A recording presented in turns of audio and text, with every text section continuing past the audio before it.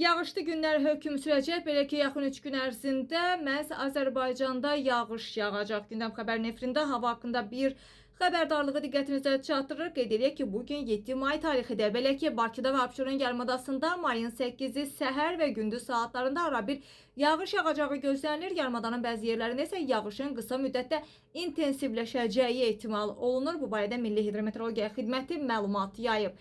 Məlumatda göstərilir ki, Azərbaycanın rayonlarında may ayının birinci 10 günlüyündə son günlərində xüsusilə hava şəraiti qeyri-sabit keçəcək. Fasilələrlə yağıntılı olacağı gözlənilir. Beləliklə, mayın 8-də bəzi rayonlarda isə 9-unda və 10-unda isə əsasən gündüz saatlarında dağlıq və dağ ətəyi rayonlarda yağıntılı hava şəraiti davam edəcək. Ayrı-ayrı yerlərdə isə yağıntının intensiv olacağı və şimşək çaxacağı, dolu düşəcəyi gözlənilir. Təbii ki, dağlıq və dağ ətəyi rayonlarda belə hava şəraitlərində məhz qar yağacağı, ayın 8-də bəzi yerlərdə yağıntıların bir qədər də güclənmə ehtimalı var. Yağıntılarla əlaqədar çaylarda sululuğun artacağı, eyni zamanda bəzi dağ çaylarından isə qısa müddətli sel keçəcəyi də istisna olunmur.